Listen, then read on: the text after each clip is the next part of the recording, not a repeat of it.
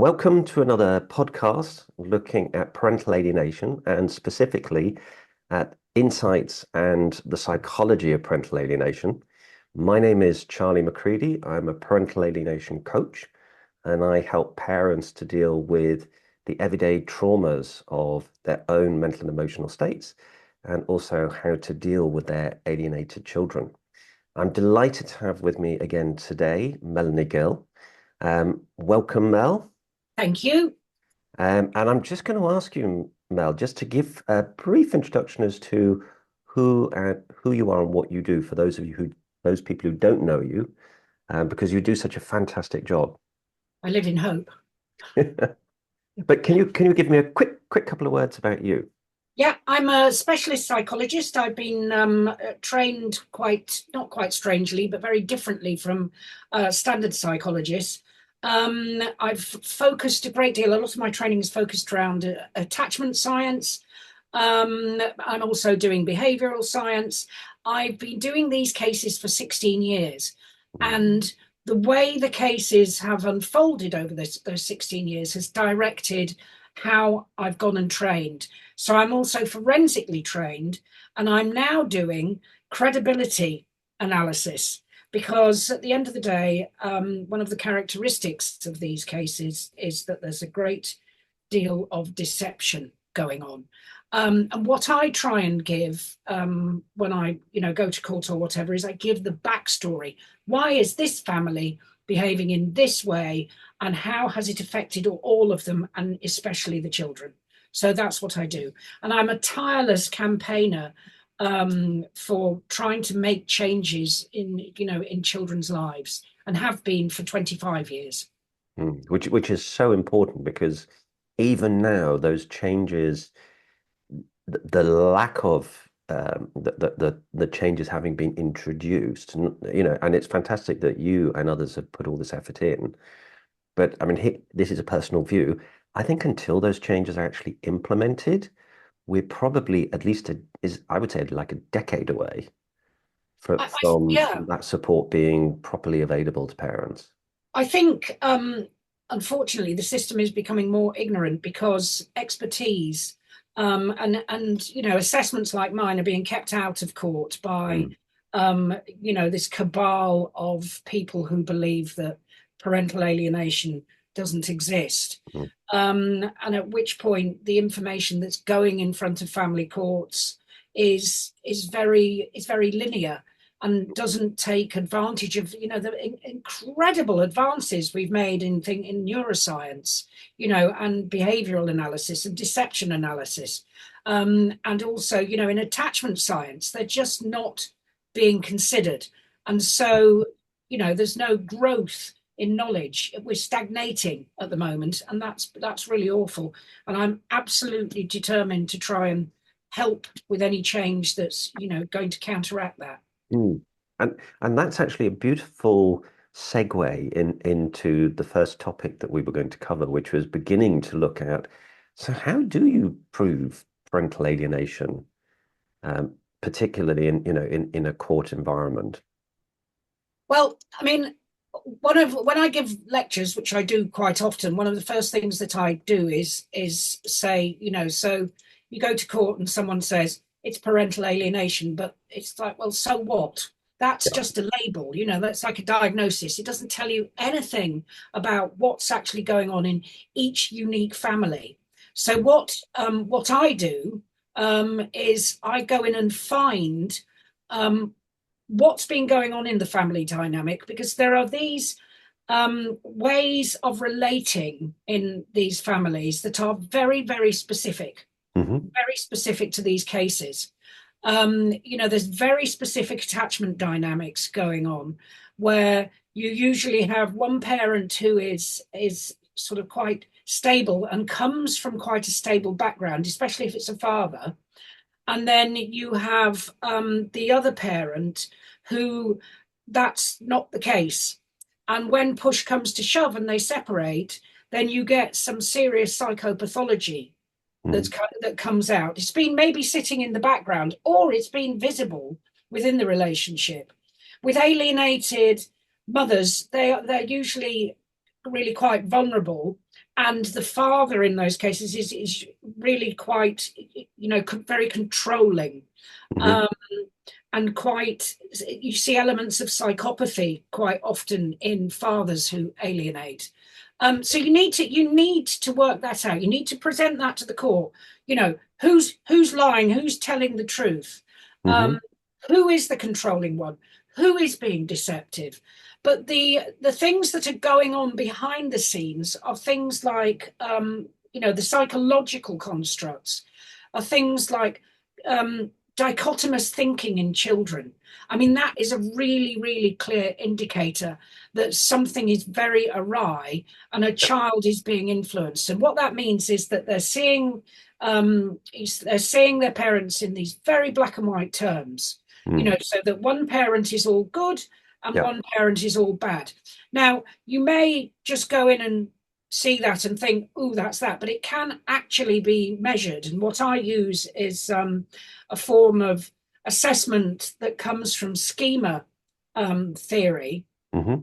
And it's a questionnaire that I give children, which is a lot of statements about each Yep. parent.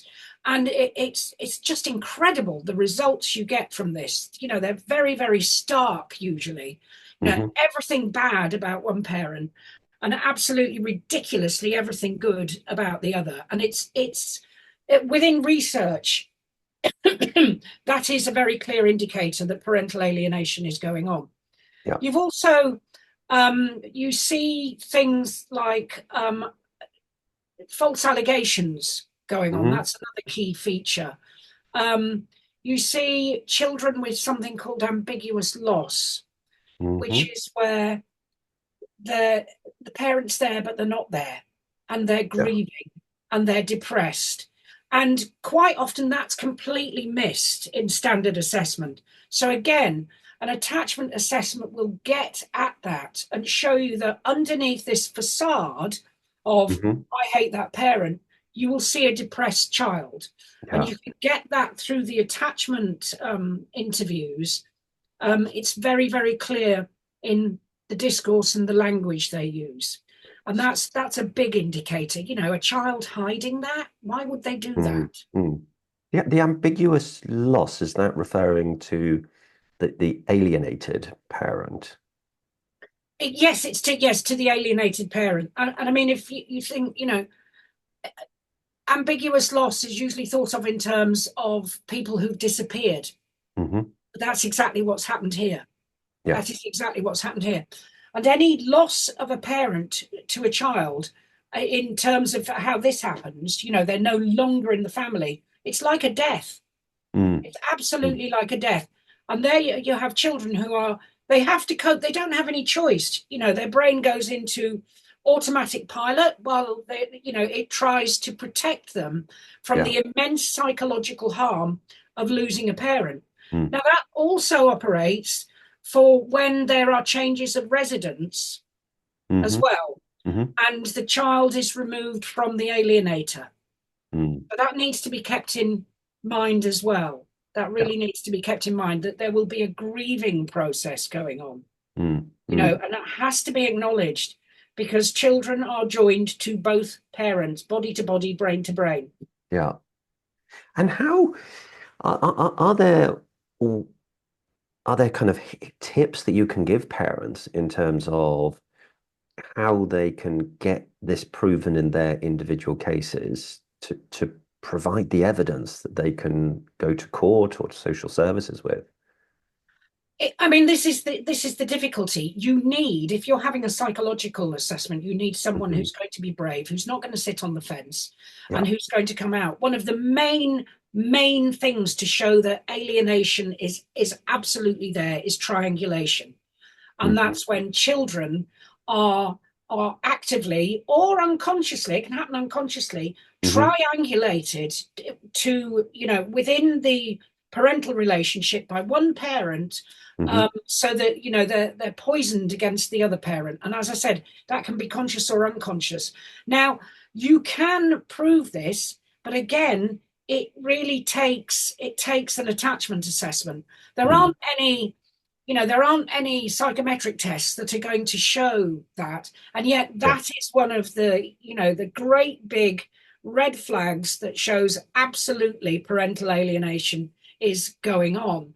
Mm, And the research behind the harm that triangulation causes is it's really good, and it's been there for decades. So that's really very important to find out. And then enmeshment as well, enmeshment. mm, Um, and again, there are some superb assessments out there that can show that. One of them is the meaning of the child interview, which is hmm based on attachment science. And that can show how the parent is actually thinking about the child, hmm hmm because that's what attachment is. And also, what are the harmful elements that are going on, sorry, within the relationship. mm, So, all these things can give you this information. You can't just look at what's there in front of you and say that that's parental alienation. You can't do that. I mean, yeah. it's done, obviously, but it's not going to solve what's actually going on. It's not going to point you to the right ways to fix the situation. Mm, mm.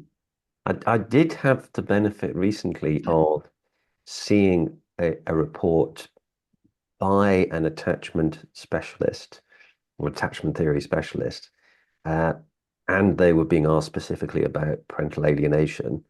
And I thought one of the really interesting aspects is because as parents, we tend to look at the alienating parent and say, well, you need to be examined to see what you're up Yeah, to.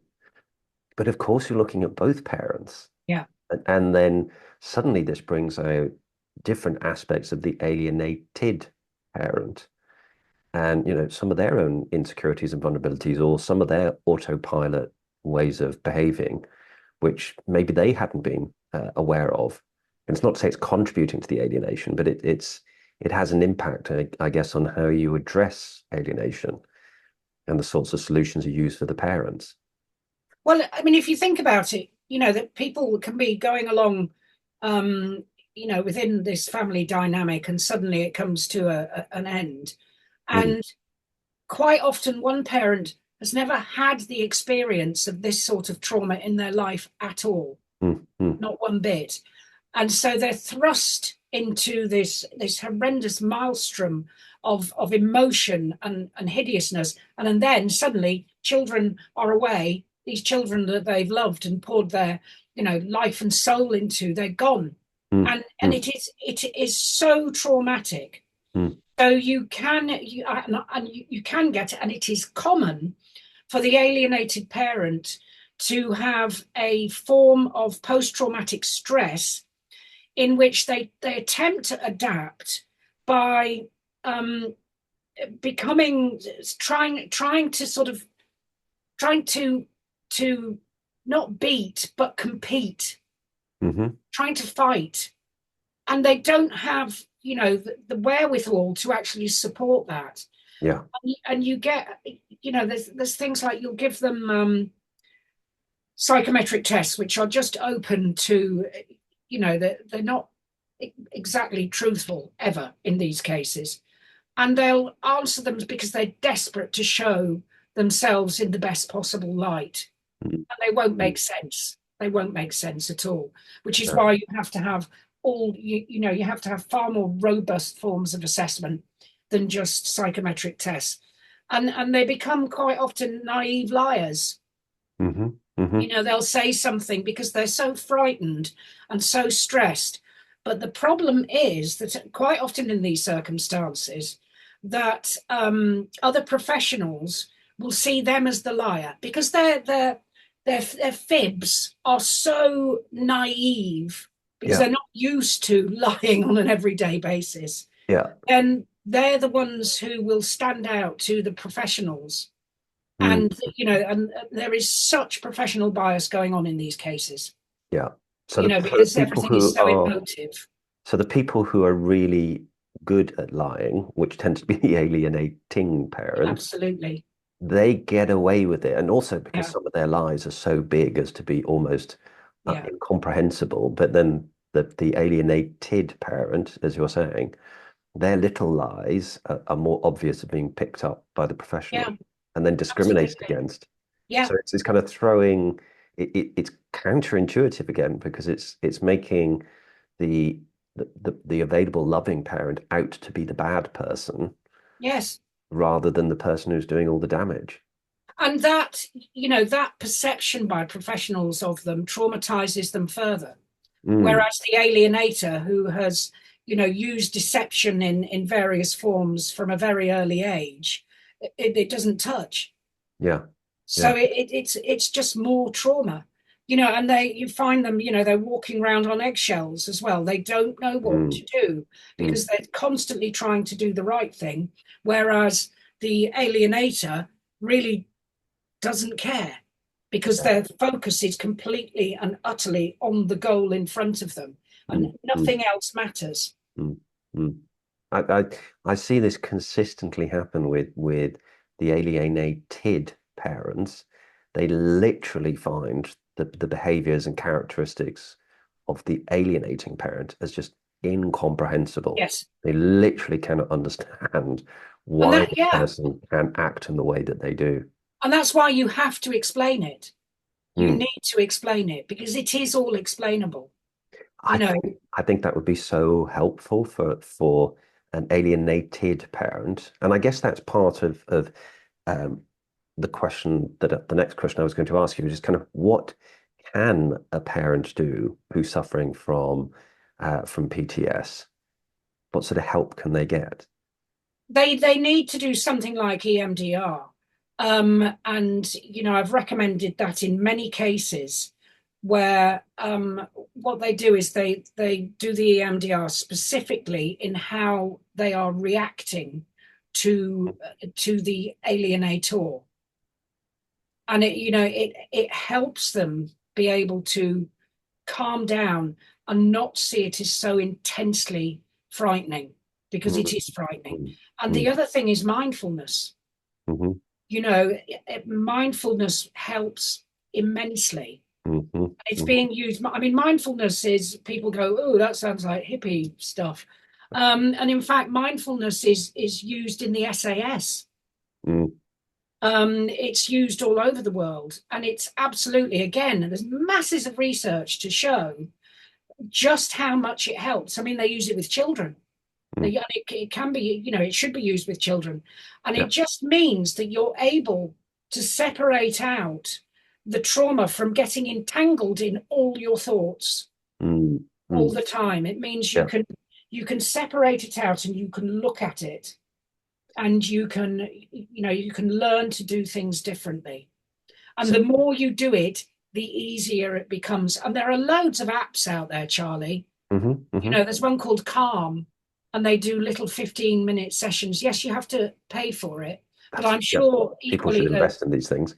yeah, I'm sure there's other apps you can get for free, but it's it's really, really good. It helped me hugely when that everybody was coming after me, Mm, basically, when mm, the mm, Guardian mm, mm. newspaper, etc., etc. And it was part of the course, the masters that I'm doing on behavioral science and credibility analysis, because you need, Interesting. in order to assess people who are pretty toxic, Mhm, mhm, you mhm. need a calm mind Yes. because you are data gathering. You cannot, afford to get embroiled in their world because that's what they try and do with you is pull you in. And it works with a lot of professionals. It does. There are some wonderful links here with, and we're going to come back to kind of how to help the kids in the moment. But I think parents are missing a big trick by failing to understand just how important their own healing is when it comes to rebuilding relationships with their children. And the stuff that you're talking about, I call it the emotional roller coaster, Mm. where they find themselves in a situation that's been created by the alienating parent, and all these emotions of grief and guilt and isolation, injustice, powerlessness, and it starts becoming this kind of narrative in their head that goes around and around and around. And as I point out to parents, they start having those thoughts, that process, that loop, And then the crazy thing is they start then self-perpetuating it because it's now become like their dominant part of their thinking process. And I think that's so important for them to break that loop and start having, with well-being and other ways, start healing themselves because until they're healed, it's very difficult for them to engage with their children because all the child experiences is a hurt, wounded parent who's fixated with their own experiences and can't focus on the child as much. And also feels sometimes, especially with older children, that they are in some ways to blame. And Mm, it's very hard to get over that because it's all tied up in the hurt and the depression. Having a child saying monstrous things to you mm, is hurtful for anybody. Anybody yeah, saying monstrous things to you is hurtful. And yeah, it's very, very difficult. And the other thing is when you get a child back, that mm, child has been changed irrevocably mm, in mm. terms of, the brain. And so, you know, trying to bring that child back and heal what's gone on, it's not going to happen overnight. No. It's not going to happen. So I think that's a there big surprise for parents because I think a lot are, of parents have it in their heads. Again, it's naive, it's kind of a naivety, but a wishfulness that when their child does engage with them again, that everything will go back to normal. well, they'll just Yep. click out of it Yeah, and of course it doesn't and happen. go, and they'll go, oh my goodness, everything I thought I now know was wrong. Yeah. And and it's no good because the children who have false memories Mm. embedded, Mm-hmm. Mm-hmm. it's going to take a long time, and not just with people constantly saying, well, that didn't happen. It's no Mm-hmm. good because they have an actual, the brain has been stamped with a false image. It's Yeah. in there so Yeah. that during certain circumstances up it comes, which Mm. explains why children can have see the alienator, and they can go straight back to being alienated. Mm.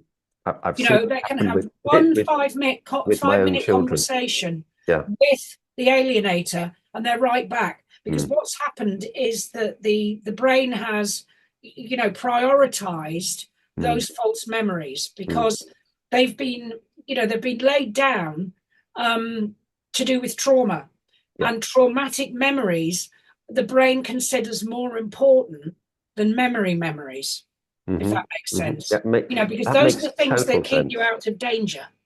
Yes.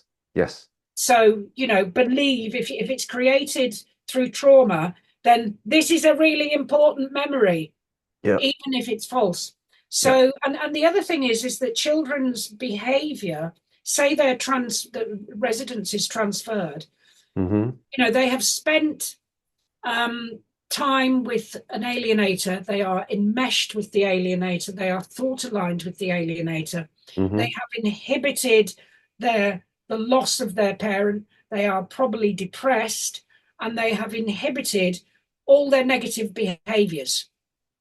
You Yeah. give them over to somebody who's far more stable, Mm-hmm. and who doesn't do that, doesn't scare them.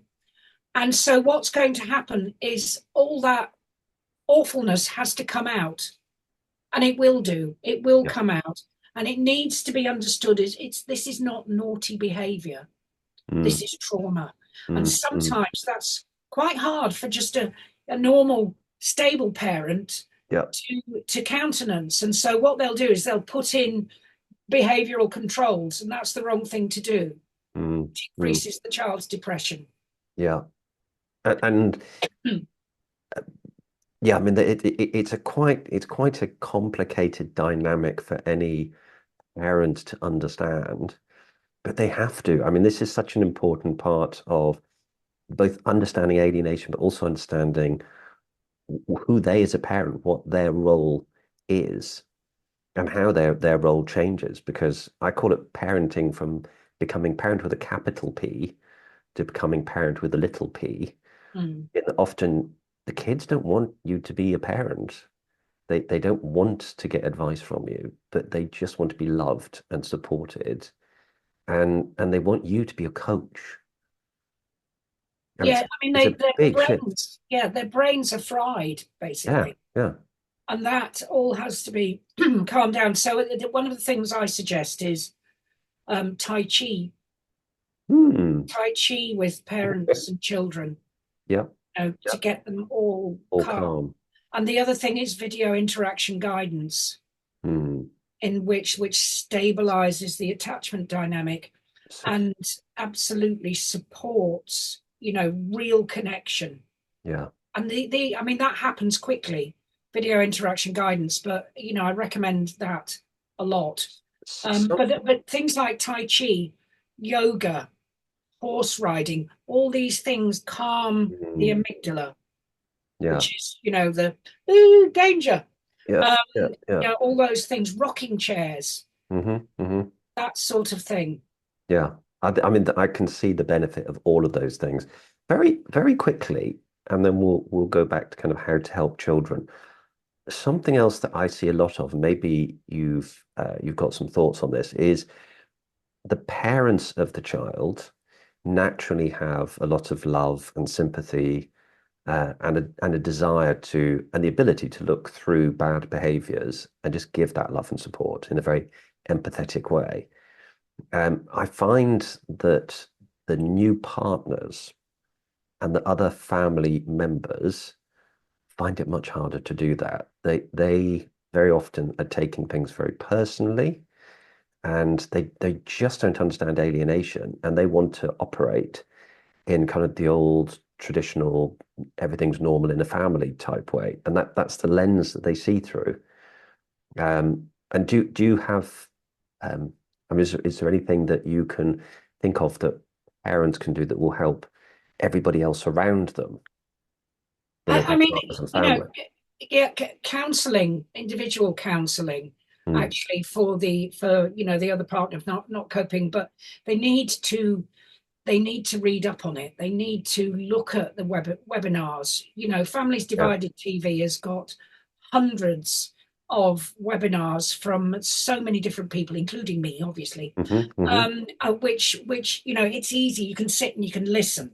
Yes. You don't have to go and look at big bits of research or anything like that.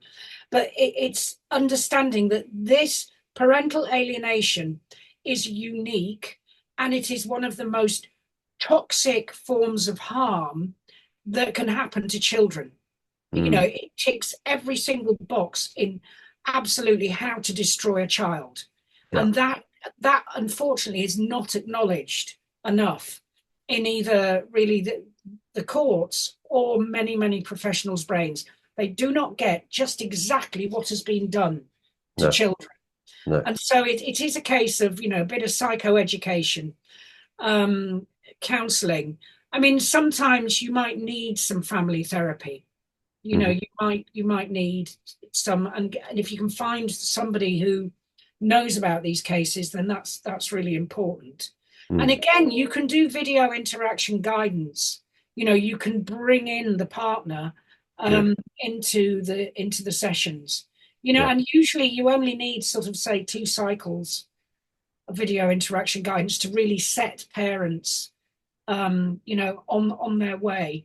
So, Good. but knowing and understanding just how traumatized these children are, Mm, that's the mm, mm. absolute key. And that it's Yeah. not going to change overnight because they have sustained brain damage.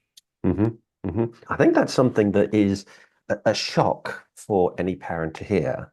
And you mentioned it the last time we got together, and also the impact of lies and how that creates brain damage as well. But Mm. it leads to um, I guess the question of how do you help a child who's going through alienation to kind of be cured from alienation? And I think you'd said before that you can't fix alienation without or to address the main problem, the main behavioral impacts that are having, but you can't address it without addressing all the other people that are Yes, involved in this whole scenario. and which is obviously not always possible. I mean, I've done cases where the alienator has suddenly, a lot of it has been unconscious, and then when you present and say this is the damage that's actually happening and this is why you're doing this, and you give them the whole backstory, and Hmm. they try and do something. They try and do something. There are unfortunately hundreds of thousands of cases in the UK and millions across the world where, of course, that doesn't happen. And so you're ending up in a situation where a child, usually courts will say, well, you're going to have to see the alienator as well in a contact centre or whatever. But Hmm. people have to remember that every time a child sees an unchanged alienator, the child is having to adapt in exactly the same way that they did when they were when they were being alienated. Again, Yeah. they're back in that dynamic. Yeah. Children do understand when parents have a mental illness. Children genuinely, and they they can understand that, and that's actually in some cases what you have to do is that daddy or mummy is not well. Daddy or mummy is not well Yeah. because um, you're providing a compassionate explanation, Hmm. and that helps settle to an extent. And being in a stable environment, eventually, if they're supported, they will begin to realize things for themselves. And I'm sure cases where a couple of years down the line, children say, well, I actually don't want to see daddy again, I don't want to Mm. see mummy again, Mm. because they have enough insight now into themselves to see just how toxic it is for them. And that unfortunately means that quite often children again lose a parent. Yeah. Yeah. Except I guess under different circumstances, I do see that a lot. Um, I, I think in some of the more extreme cases, but yeah, children suddenly decide, God, it's so much easier not to see that alienating parent than really get involved in them or get But involved they're with being them. re-traumatized every time they Yeah. see that parent, Yeah. because their brain drags them back into the into the enmeshed relationship, into the thought alignment. And so that fight that's going on in their brain becomes more and more obvious to them, and it's a Mm. fight, and it's damaging. It's physically damaging the brain the whole time. Why would you want to go and be brain damaged? I Why? mean, that fits very neatly with the whole question of kind of what are those kind of longer term impacts on children as a result of being exposed to alienation.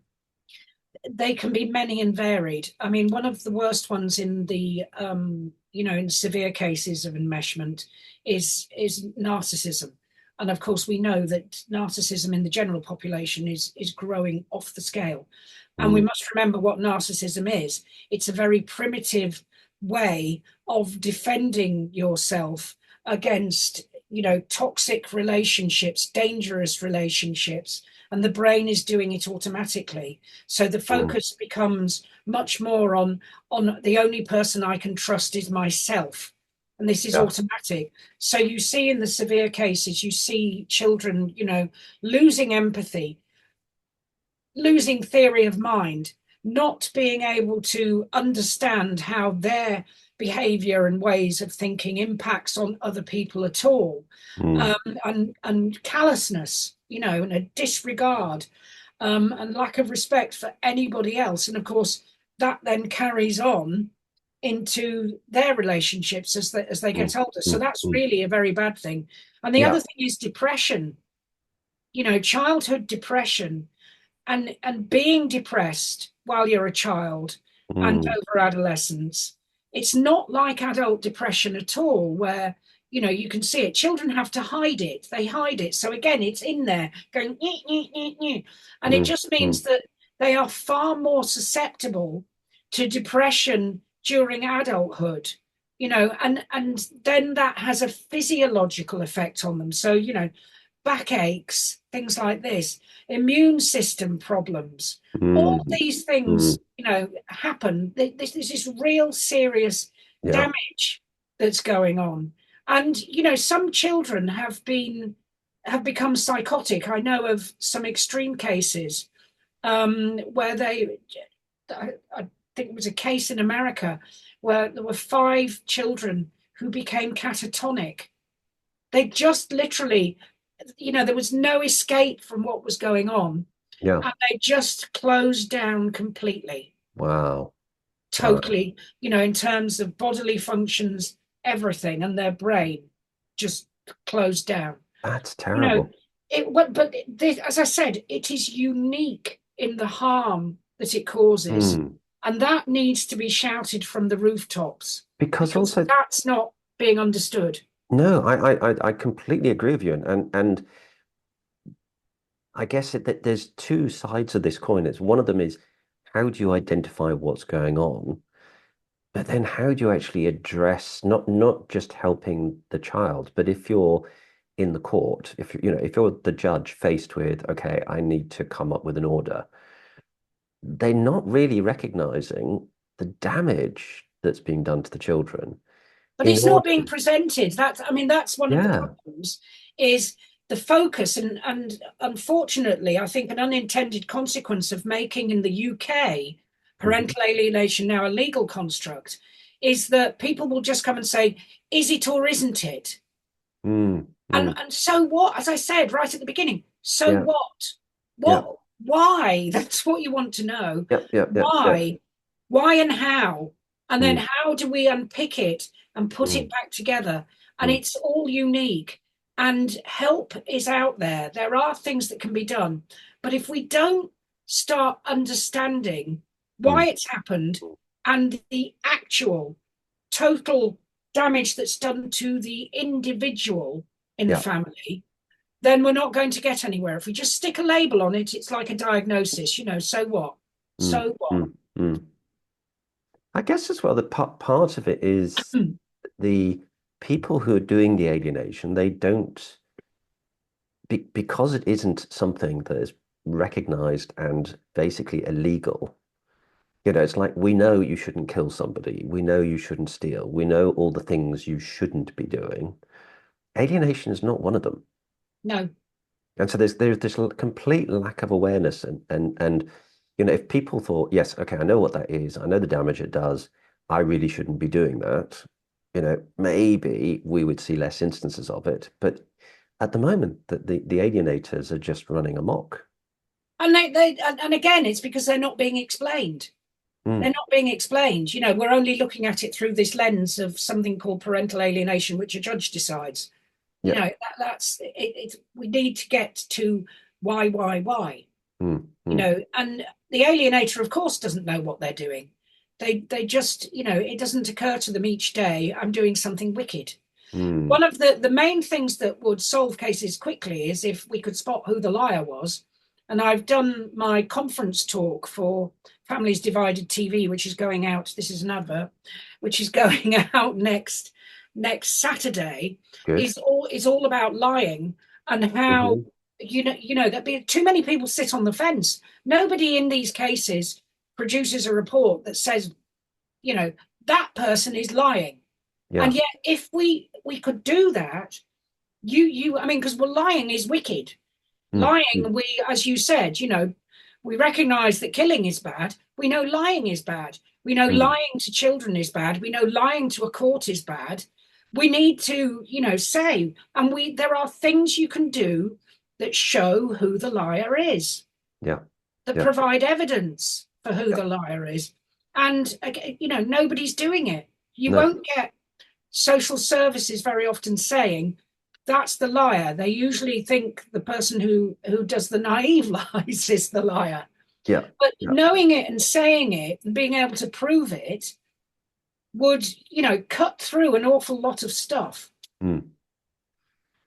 It's such a difficult thing to change to provide all the awareness for what's really going on and Well, start training up not people. no, not if you're trained. It's not. Yeah, yeah. It's the point is that that's what the cabal of alienation deniers has tried to do is remove the knowledge, Yeah. It's take just the knowledge that stop having solves these that. Yeah. cases out, and it's got to come back in. And boy, oh boy, there's people like me who are doing these assessments who are going to try, but Mm. it's got to. Knowledge has to win. Science has to win. Yeah. Yeah. And it's great to see that attachment theory and other scientific evidence can be used to actually identify this. Some, Yes. something else that we touched upon briefly before, which I think is really interesting for you, because it's another debate that takes place, which is whether psychopathy or narcissism or these, cluster B personality disorders, if they are uh, genetically inherent or whether or not this is something that's come about as a result of experience. Well, for a start, there's no such thing as a cluster B personality disorder anymore because everything's changed. Everything's changed. Diagnosis has again changed completely and is, Hmm. it's now on sort of a scale. But things like, I mean, you must have heard a parent say, my partner or wife, husband is a psychopath. Yeah, You know, yeah. they are. Um, Psychopathy exists on a scale. Um, Children are not born psychopaths. Mm, Children are not born evil. mm, Children mm, are not born violent. It is not genetic. All those things can change your genes, absolutely mhm, everything. Severe trauma can change, absolutely work directly on the gene and change it so that then there are vulnerabilities that can be passed on. But you're not born like that.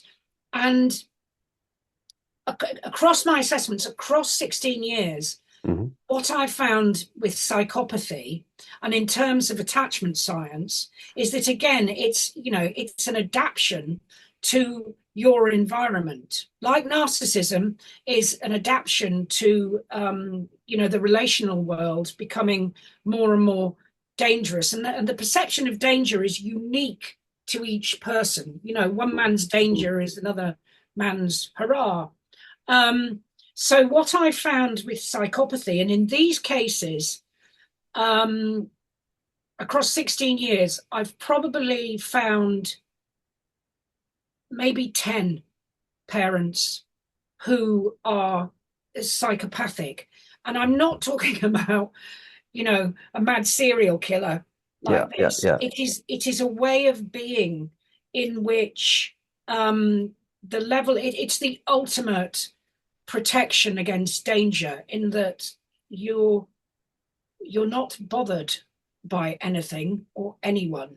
Mm, mm, But what I've found is that it emerges from a family in which there's a child who has been loved after a fashion, but there mhm, comes a catastrophic attachment event which is so catastrophic that in that moment they have to take their love and their feelings, especially their feelings, and they stick it in a box and they shut the lid, and that's it.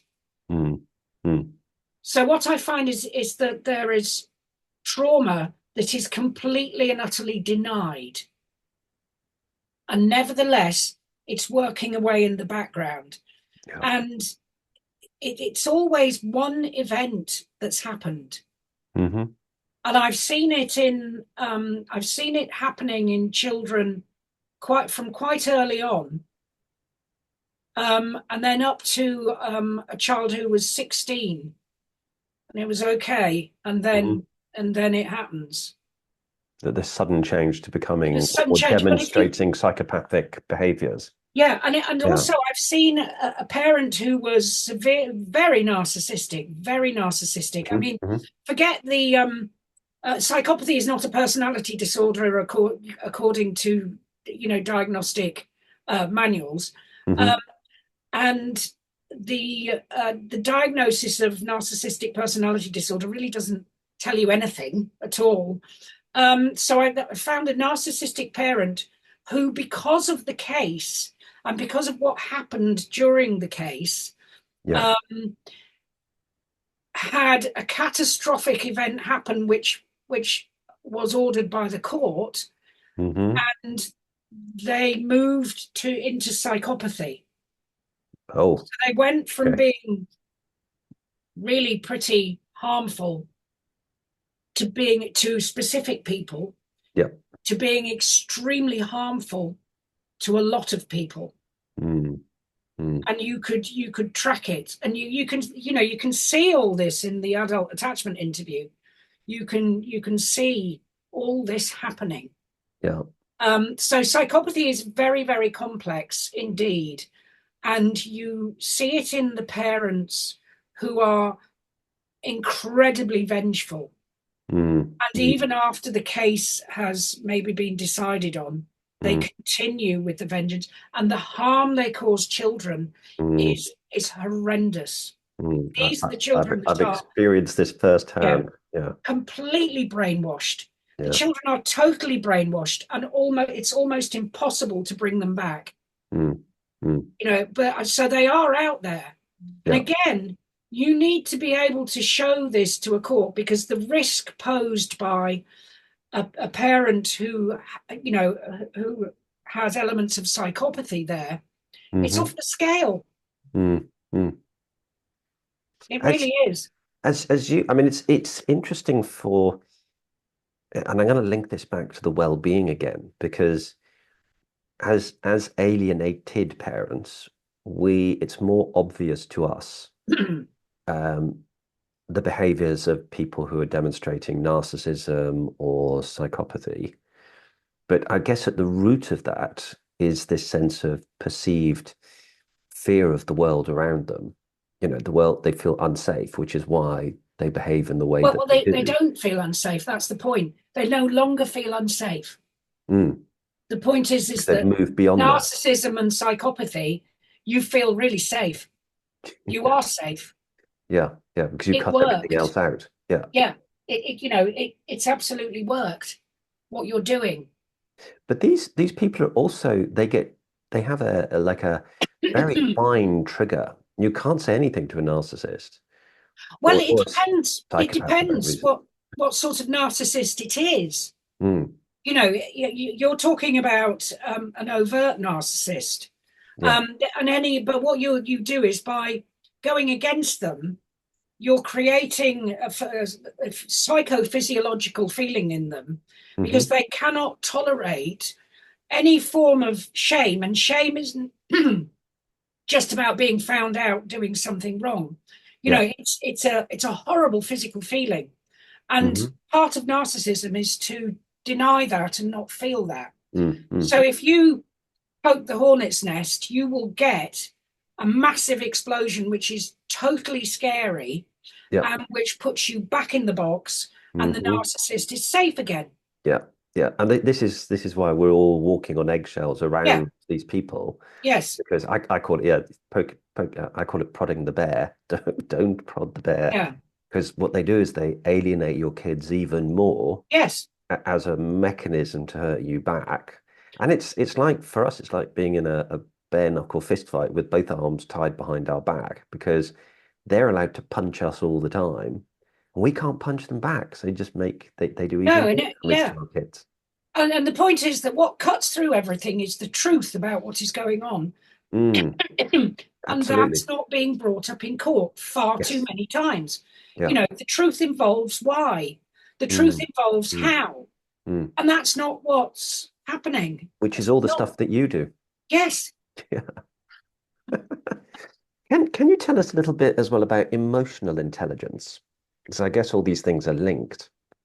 Yes. I mean, what bamboozles me, and I'm sure it bamboozles a lot of parents, is a standard a psychologist coming in and assessing in these cases will do an IQ test. Well, they'll do an intelligence test. Well, what is the point of that? What does that tell you Mm, anything about how a parent parents? mm, Whereas, mm, emotional intelligence is a whole different thing. I'm just going to give you a quote. So it's a form of social intelligence that involves the ability to monitor one's own and others' feelings and emotions, to mhm. discriminate among them, and then to use this information to guide one's thinking and action. That's what Mm. emotional intelligence is. Yeah. It imbues within you the ability to change and to understand, basically, and be flexible. Now, if we measured that that would be so useful to courts. Hmm. So, as part of this amazing master's that I'm doing in credibility analysis and behavioral science, emotional intelligence is a big part of this. Yeah. Um, so learning to, assess it. And that's what I'm going to be adding into my assessments. Why do we want to know if your writing skills are okay? Hmm. What is the point? And it's an expensive form of assessment. Yeah. It takes time, but it's asked for in, in the letter of instruction. Mm. And to me, it's completely irrelevant. The majority of families in these cases have been educated, Yeah. And even when they, even, if they haven't, if they've had a very poor education, that's really obvious. Do we Mm. really need to present, the And it's details and it's of, not necessarily the key aspect that's it doesn't tell you creating anything the about, alienation. Yeah, yeah, yeah, or your ability to parent, or how you yeah, think about your child, which is the most important thing. yeah, It tells you nothing. So, emotional intelligence, I mean, across the world now, it's absolutely key in, big companies, how they understand their workforce. mm, Obviously, they get it wrong quite often, but it's growing because it's so important. It's really important to know how people are really thinking about other people. And yeah. in these cases, it's absolutely key. I can see that as being a bit of a double-edged sword because companies, it's a bit like they used to use Myers-Briggs and things like this in order to try and establish who is the sort of person we might be employing and how to use their particular unique talents within that organization. We had all the seven hats and stuff like that. But I mean, this is quite interesting because if you were doing that sort of analysis, you might start finding a lot of the people that you are interviewing or you're considering, you know, do have narcissistic traits or are psychopaths, and you probably wouldn't want to employ those individuals. Well, yes, and you can see sometimes people make big mistakes. Look at the television companies in the last couple of years. Look at the prison Hmm. force. Look Hmm. how and look at schools. Yep. I Yep. don't think they're using them. No. I know television companies are, but they're not. They're not. They're not. They're doing something wrong. I mean, Yeah. how could Yeah. you miss some of the people that have recently been? I'm not going to mention any Yeah, names, yeah, yeah. but But I mean, these people are everywhere. They're in the judiciary. They are yeah, in government. They are in the police force. They're in a lot of people, very senior in big corporations that have a yeah. massive impact on our lives. Um, have exactly these sorts of behavioral patterns. If I was a big company and I had someone who was supposed to be absolutely spiffing, I would be doing what I do. I would do the whole thing, and then I would say, okay, you want this job, that's how you're going to have to change. Yeah, yeah. The point is to get to the bottom of things so you can then say that's how you need to change. When you're talking about the alienator, Hmm. that's what you need to say. And that's what I do say is this is where you things went wrong in your childhood. This is why you're doing this. This is Hmm. why you're doing this with your children. Yeah. This is why you're doing this with your partner. This is why you're doing this to yourself. This is what is going to help with that. Mm-hmm. The more knowledge you have, the more options you have. And And, do and even with psychopathic parents, hmm. and even with when I've had people who are psychopathic, Hmm. that's it. There are things you can do. And I have had sensory motor therapy has Hmm. worked with a number of psychopathic parents. Yeah. I mean, quite miraculously. Hmm. And I it mean, has opened up the box of what has gone on that yeah. they, have totally and utterly denied and hidden, But and allowed them to flow through them very, very slowly. what you're also saying, Mel, is that this is a very hopeful message that you're giving because ultimately what we want to be able to do is identify alienation and as you say, not to be able to just say, "Oh, parental alienation is going on," Yeah, but that's it. Now but we kind do of this. Yeah. what is actually happening, and all of that is something we can do today, and then looking at creating measures that would then bring about changes, to benefit the child, to Mm. benefit the alienated parent, and you're also saying to help the alienating Yeah. parent. So it is possible for all the parties who've been affected by this behavior to be remedied and helped. It's not going to happen overnight, but it could happen over a period of time, such that you end up with a restored situation. Maybe the alienating and alienated parents are not going to get back together again, but at least, everybody's back in a much better position. The child, importantly, is back in a more secure position and has two available loving parents again.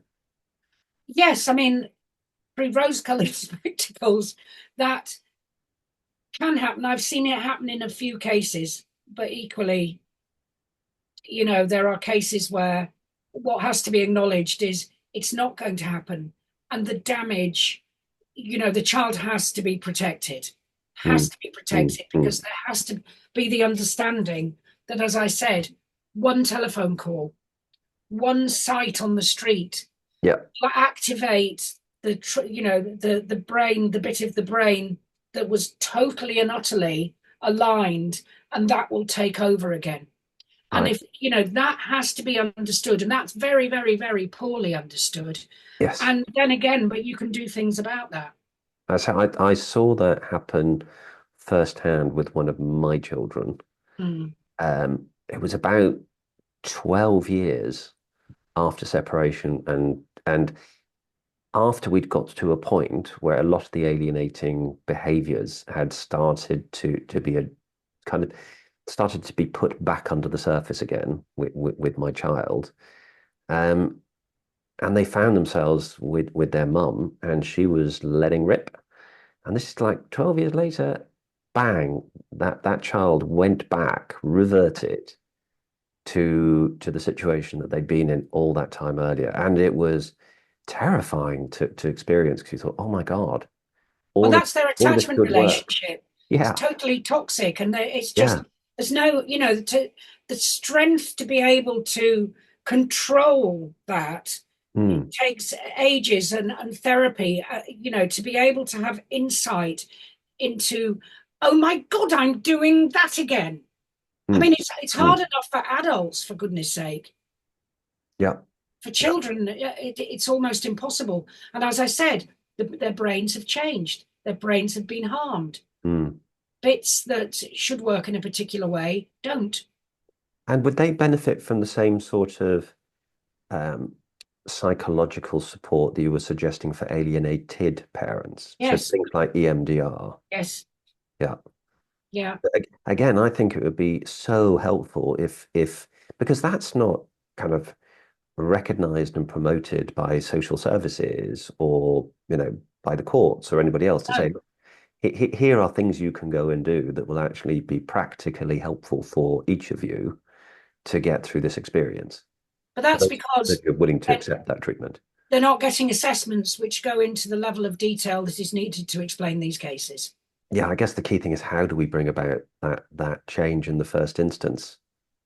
Well, it's spreading knowledge so Mm, that more parents will go, I want to know why. I want to know how this happened. I mm, want to know because without all that, you can't point to, the very nuanced needs of each person. There yeah, is no one size fits all in these cases. And there no. are, amazing therapies out there that can be used, which are not within the orbit of standard psychologists who have maybe worked in just a CAMS department, Mm, and mm, have done things like CBT. yeah. Mm, It's no good. You need, we've got lots of different forms of therapy now. Some of them absolutely amazing, mm. really, really amazing, and lots of research. And they're just, not even understood by many, many people. Is it a case that we need to get it recognized by the psychologists, or who else needs to be Yes, brought into it's this? training. Yeah. It's absolutely training. Um, and a whole new way of looking at these cases. Clinical psychology doesn't have any answers for these cases. Mm, Over in forensic psychology land, you have far more knowledge. You have far more knowledge about the brain, about lying, all the things that mm, are mm, really mm, mm, mm. important for these cases. And far more knowledge actually also about trauma as Yeah, well.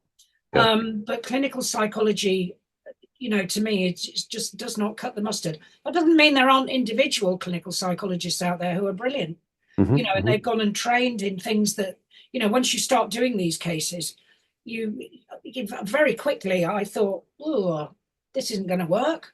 Yeah. That's not going to work. And again, this is not kind of criticizing the clinical psychologist. It's just recognizing the limitations of those tools, and that we need a new set of tools along the lines that you've been kindly sharing with us, that are a lot more effective in actually getting the identification and the results, and addressing and remedying these issues.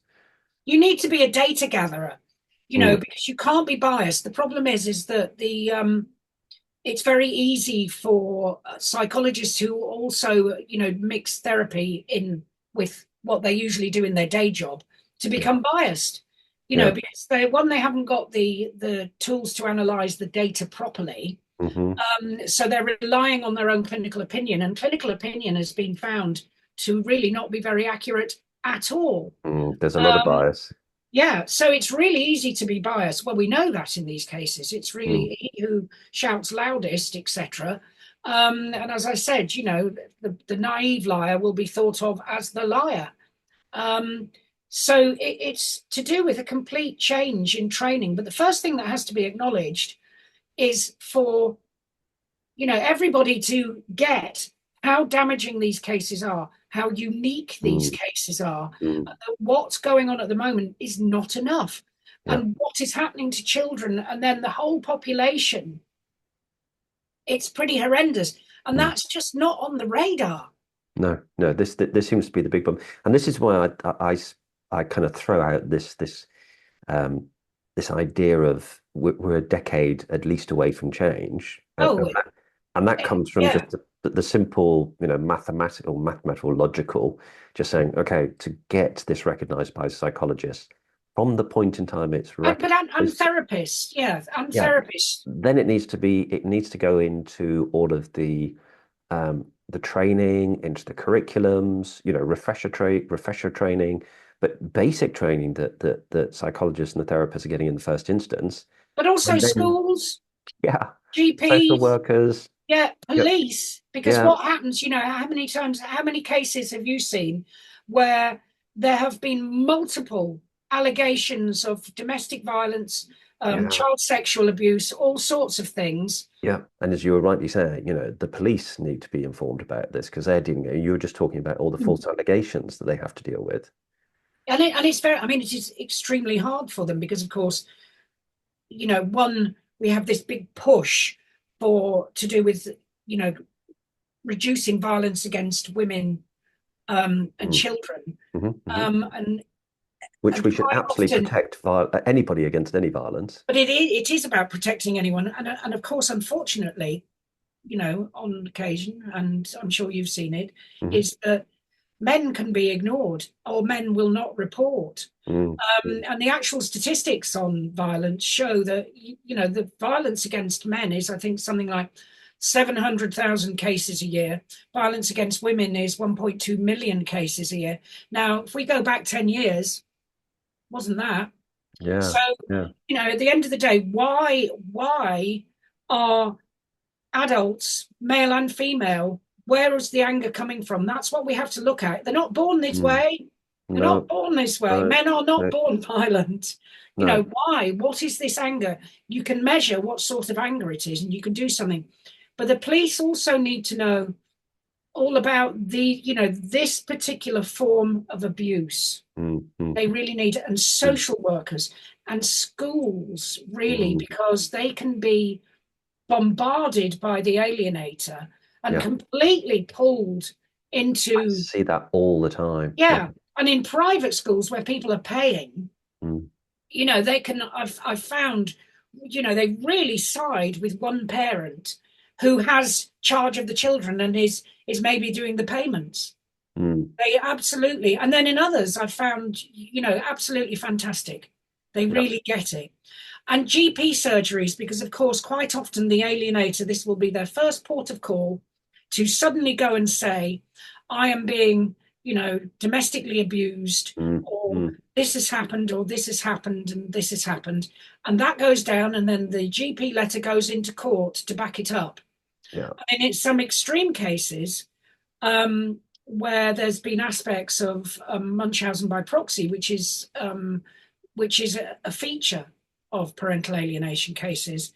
Of Hmm. course, you have children who are allegedly have ASD or ADHD, when in fact all their behavioural problems are from trauma. Yeah. The first port of call is the doctor, Mm, mm, and you're on yeah. then a roller coaster of assessments and, say, a private clinic that diagnoses. Yeah. And if you pay a private clinic to diagnose, guess what they're going to do? They'll come back with a diagnosis that you want. I mean Yeah. that also would provide hope that attachment theory and all these techniques you've been talking about could also be used in all of those other abuse cases, not just alienation. And Well, just that's what you do in care proceedings, and I do very complex care proceedings, hmm. because again, it's why, how, what, not just that. And I think that's another underbelly that's just not seen Yeah, is men going through abuse, and it took me a long time to be able to say I was psychologically abused yeah, during my marriage. And I didn't even really recognize that. I just thought it was me dealing with the situation, but it's happening to so many men and women, but men particularly find it difficult to accept it, recognize it, and talk about it. And that's another big part of what I do with fathers is as a man speaking to another man, it's much easier to say, I was abused, so were yeah. you. And And it and helps with them to bridge that. with alienated mothers, you find that their psychological makeup is one of denial and inhibition.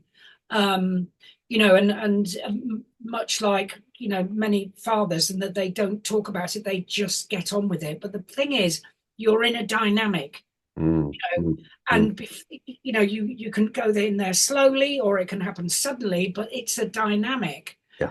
And there are some people who get dragged in, pulled in. And if you think about it, that's what happens with professionals. They are dragged in to the Hmm. same Hmm. dynamic with Hmm. the abuser. Yep. It's yeah, it is very easy to be caught up in the drama because that's our natural propensity. We get caught up in the drama rather than being the observer, Yeah. And which well, helps. I'm being able to pull back and go, whoa, Yeah, that's exactly. not right. And Yeah. that's not normal. And that's a red flag. Yes. And when you are a data gatherer on, Hmm. of doing assessments on these, you don't come to any conclusion at all. You bring in the data, Mm. and you don't look at the data until you've got all the data in. You don't sit there with someone thinking, I'm just going to ask you that question. You don't. Yeah. You use Yeah. the same forms of assessment, exactly the same, on both parents. Hmm. You ask the Hmm. same questions. You try and give them the same time. Sometimes that's not possible, Yeah. and then you look at it all in the round Mm. Mm. through a Mm. scientific lens. Clinical opinion. Mm-mm-mm. Yeah. Yeah. Just data. Yeah, Um, Mel, this has been an amazing session, and thank you again for coming along and joining me once more. I'd love to have you come and join me uh, another time because I know there's so much more that we can cover, and I think all this is so insightful and helpful for parents. I hope so. And I'm sure that they would love to have more access to your knowledge and understanding. And I think you'd mentioned that there is somewhere that they can actually go, or more than one place, Um, can you share that with them here as to where they Yeah. can see more of you? If they go to Families Divided TV, I've done, I think, about six webinars. I've done Sure. one on narcissism in all its Hmm. weirdness. I've done one on false allegations, nipping them in the bud. One on exactly what happens to children's brains and bodies because Mm. of these cases. I've done one on the level of misdiagnosis of ADHD and ASD in these cases, Yeah. and one on anger, Mm. the anger that exists in these cases. And Yeah. I've just done one on love, on, how attachment doesn't malfunction. Mhm. These children still love you. And so I'm Mm. showing It's all so about that important. and some amazing bits of film I managed to find. But I'm also doing Elaine Cobb Families Divided TV conferences next week. Wonderful. And I'm When, doing, when next week? it's next Saturday. Next Saturday. And can people get tickets for that? Yes, Or they can. And I'm the second person talking, and I'll be talking about lying and how we can, what we can do and how it would solve cases. Absolutely. But there's also an absolute raft of experts, and webinars on so many different Mm, aspects mm, on mm. her channel. It's Yeah. it's a fantastic resource. And is that on YouTube or where can parents find that? Yes. Divided Families, Families Divided TV. Families Divided TV. Yeah, Go look that up on YouTube. And I yeah, think Elaine Cobb, if that's they it. want to use her name as well, they might find it easier to find that. Yeah. I mean, that's an amazing resource. And if somebody wants to buy tickets for the conference, Yeah, do you you can get it on the Families Families Divided Divided? Okay, website. that's all advertised there as well. Yeah. Excellent. Well, this I hope is going to go out very, very quickly, so that'll give people an opportunity to go and buy those tickets. And then for anybody who misses the conference, they can still go to Families Divided TV and see you with this amazing knowledge that you bring us, Mel. Well, I have to say the not being able to work for a while because of the court case Mm, allowed me the headspace to think about my 16 years of involvement in these cases and all the amazing things that I found out using the attachment assessments and mm, separate it out mm. and then think, wow, I've got to get this out. You're an inspiration for us all, Mel. Thank you. And thank you so much for coming along for this podcast. Okay, and I'll hopefully see everybody soon. Great. Thank you. Thanks, Charlie.